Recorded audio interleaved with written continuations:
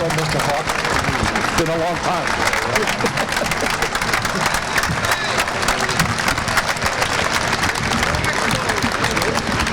Wow, standing ovation. Mr. Hawk, you know this guy. So you just came back from, so did I, from another Hall of Fame induction. What was your take on the weekend? Well, pretty typical considering I've been inducted already and then have to go through that process of the new inductee. It's real laid back in a sense. Sorry? Come a little closer. I really enjoy it. I enjoy the three-day getaway. What a lot of people don't realize is Cooperstown is so peaceful and serene. It's like everything slows down. And for me, it was sort of a mini vacation. Of course, the new inductees, they're nonstop from the time they get there Thursday until we have the actual dinner at Sunday night. But other than that, I really enjoy the opportunity to get back and to support those guys, and it's a pretty interesting and exciting weekend. Yeah, I think these guys don't understand what a great group of guys. You were 50 there this weekend, and 54. Yeah, and the camaraderie you have, the way the whole treats you, it's just a special experience, isn't it? Yes, it is. Everything is pretty much first class, and you get to spend some time with of course, the older Hall of Famers. Everybody don't come back every year, but it's exciting to see a new face. You tell a lot of stories. It's just a fun time. Like I said, it is a lot of work for the new inductees, but it's interesting and it's fun to see how the anxiety is setting in when those guys really on pins and needles up until the time they got to get up to the podium to give their speech. What did you think of the way Junior and Piazza handled it? Well, I thought Piazza held up. I was kind of toying around with Junior for the most part. When I first saw him, the first thing I asked him was, "Are you having fun yet?" And Junior being Junior, he has that controlled swagger about him. He says, "Oh, no, not yet, not yet." So I saw him, that was Friday. I saw him again on Saturday, and I said, having fun yet?" And he said, "No, not yet, not yet." So Sunday, we were sitting on the stage, and I said to him, "You're getting close." And he looked at me and he said, "There's a lot of people out there." I said, "Yeah." So I thought that it was going to be pretty cut and dry for him to just run right through his speech. But as soon as he got there, he broke down, and I said, "Oh boy, it's going to be a long 20 minutes." But at the end, I think he was thrilled at the turnout, the way the event it went itself. And I told him, I said, "Well, it's still not over yet." I said, "You got to get up and talk again before all the members when you get your plaque in your ring." And he said, "Oh boy, I know what that's going to be like." But we don't let him talk. As soon as he pick up the mic to say something, we make him sit down. Well, to your point, I've been at 16 of these, and Bill Mazeroski, he is the epic because he started crying and turned around and walked off and never even did his speech. And then the tears have come through a number of guys, but I don't remember two guys in Piazza and Griffey choking up as much as they did in one induction as this one. Yeah, when you consider the year before when Pedro just had the crowd going, and he made it such a fun-filled speech, after the fact, and then you have guys like Maddox and Smotes who ran right through it with no problem, pretty much no emotion. I think Smotes went completely off script, didn't read his speech. He put it in his head and he talked from his heart.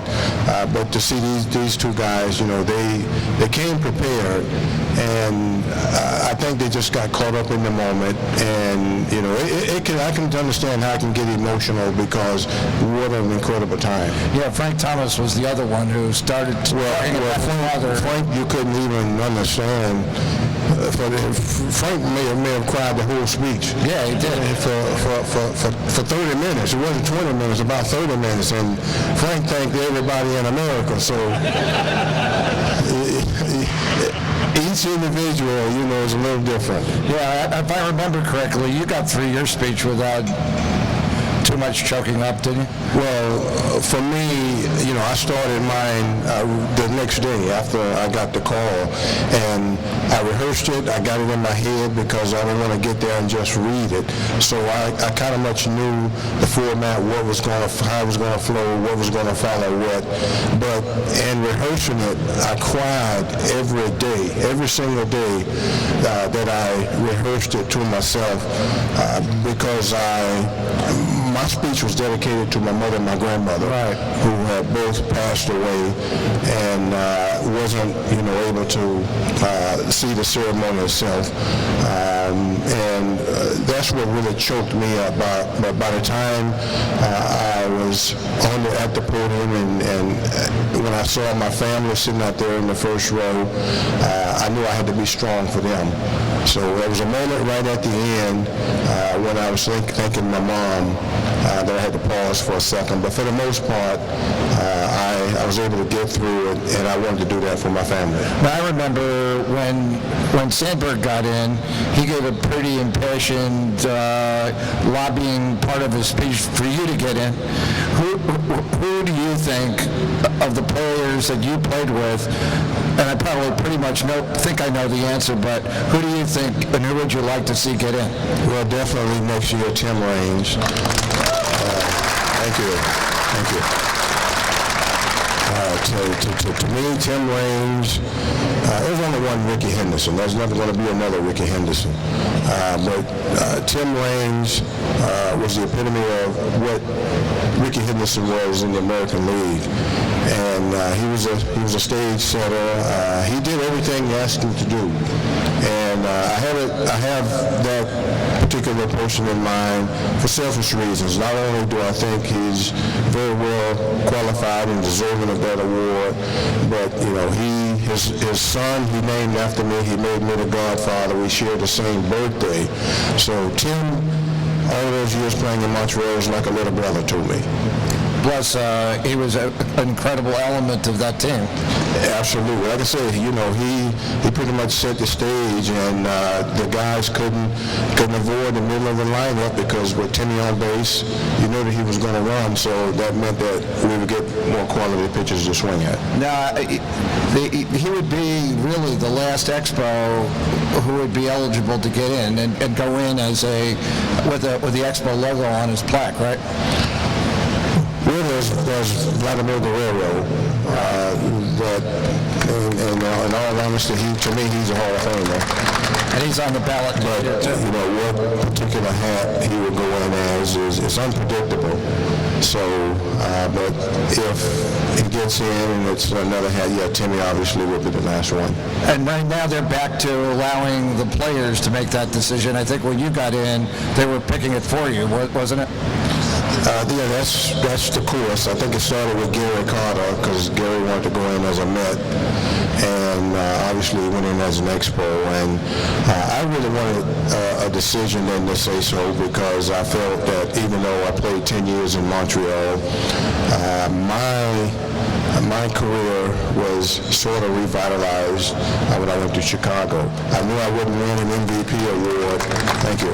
I knew I wouldn't win an MVP award in Montreal. I finished runner-up twice, and I won it the first year I got out in Chicago. But not necessarily to represent the Cub organization, but the fans. The fans were terrific. They embraced me from day one, allowed me to relax and feel right at home.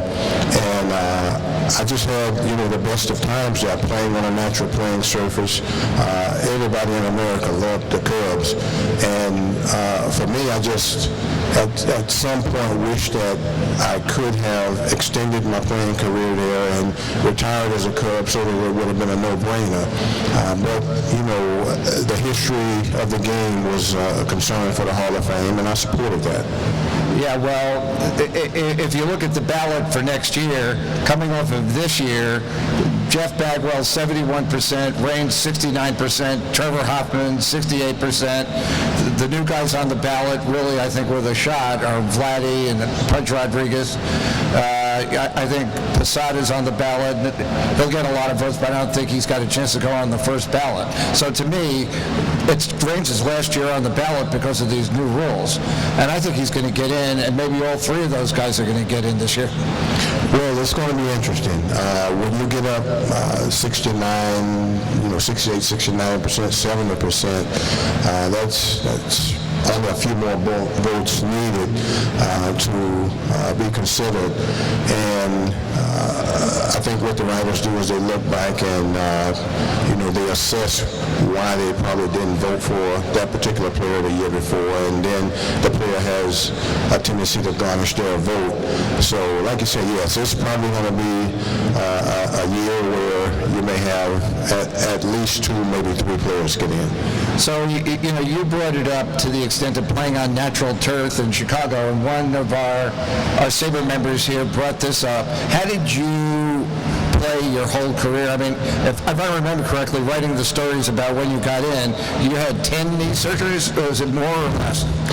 Well, during my career, I played 20 years, but during my career, I had 12 knee surgeries. Okay. Over the course of those 20 years. Well, 11. The first one was as a result of a high school football injury, and favoring it, not having the proper physical therapy rehab post-surgery, favoring it playing on the AstroTurf all of those years. I would on the other knee. So I actually had more surgeries on the right knee than I did the left knee, but the left knee was the one that had the worst damage. Have you ever had knee replacement surgery since then? I had knee replacement surgery in 2006, and I had to do a revision on the replacement 8 weeks later. But you're fine now. I'm walking. Yes. So you played on turf in Montreal that wasn't particularly good turf either. I mean, explain to these people how you got through that with those kind of knees. Well, a lot of pain pills, Davocet in particular, and a lot of tape, just a lot of pre-game preparation. The hot stuff, we call it cremagic, the hot stuff, ice before the game, after the game.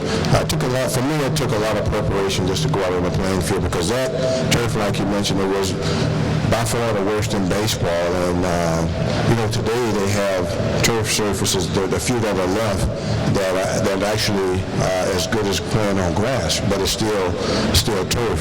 But that was the worst turf. It was probably like one of them that's concrete that we're sitting on top of right now.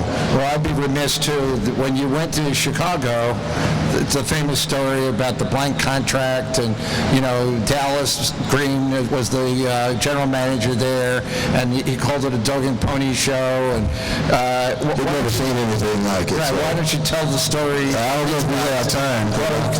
I could write a book about that, but what happened, it was during the era of collusion, and I was a free agent. I was approaching 10-5, and my name had been tossed around in several trade rumors, one with the Yankees, the other with the White Sox, and it was, like I said, my 10th year, so I was, for the first time, facing free agency. And And Montreal proposed an offer to me for a $200,000 cut and pay. I was making $1.2 million, and to me it was a slap in the face. They had courted several free agents to try to come across the border to sign, which they were never successful at doing because everybody enjoyed coming and playing in Montreal, but they didn't want to do it on a full-time basis.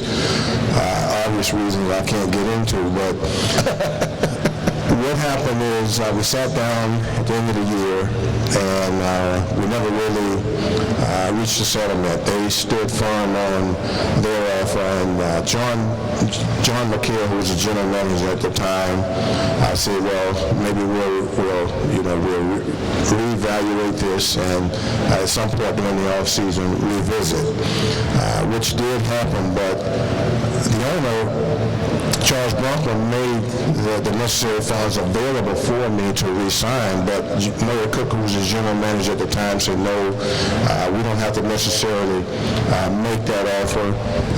No one is going to negotiate with him. He really won't have an option but to return to Montreal. And I got together with my agent, and I said, if this is, a stance that they're going to take, the writing is on the wall for me. It's time to move on. And I did meet with John McHale in West Palm Beach sometime right around, I think, early February. And he said their offer stood and what was my thinking. And I told him, I said, I appreciate the last 10 years, but, it's time for me to move on. And I didn't have an inkling what was going to happen because I didn't have a contract. I considered Japan, and my wife said, I'll see you when you get back. But I didn't know what was going to happen. So I came back home here to Miami. I continued to work out. And my agent and I got together and we said, look, the only way we can get the attention of the ball club is if we don't really go in and talk monetary issues. And the only way to do that is to present a blank contract. And there were only two teams that I was considering, one Chicago, the other one Atlanta, because it was closer to my home and it was a National League, still a natural playing surface. We went out to Arizona. Spring training had already started. We gave the contract to Dallas. He had never seen anything like it. He wanted to know what actually was it, and told him it's pretty cut and dry. It is what it is. Pay me what you think I'm worth. And he went through this whole ordeal about having a young ball club with young players that he needed to give an opportunity to see and play. And I said, very well, but I'm going to West Palm Beach tomorrow, do the same thing with the Braves. And Dallas wanted his legal team to look it over, evaluate it. He said, can I call you tomorrow? I said, yes, you may be able to reach me, but I'm going to West Palm Beach. And I got home, I got back, I got a call from Dallas, and he said, Mr. Dawson, he said, the best offer that we can make to you is $500,000, which was an additional $500,000 cut and pay. And at that time, it wasn't a monetary issue for me. It was about pride and principle. I had to look myself in the mirror and say, this is what I want to do, and moving on and putting the past behind me. I accepted the deal at Dallas. He paused for about 15 seconds, and I thought I actually lost the call. And I said, hello. He said, I'm here. He said, can I call you back in about an hour? So at that point, he had to throw it with the commissioner because he wasn't supposed to sit down and negotiate with me. You're welcome. I tell you, that's a book in itself. So. But you wound up getting your money back through a grievance hearing, didn't you? Yes, I was a major pawn in the whole collusion process. I signed for $500,000, but I had four incentives, four $50,000 incentive clauses, one for games played, one for winning the MVP award, one for making the All-Star team, one for winning a Gold Glove, and I received all those incentives. Yeah, you had a great year. Yes. All right, and you had a great career. Thanks, Hawk. I appreciate Thank you very much. Here.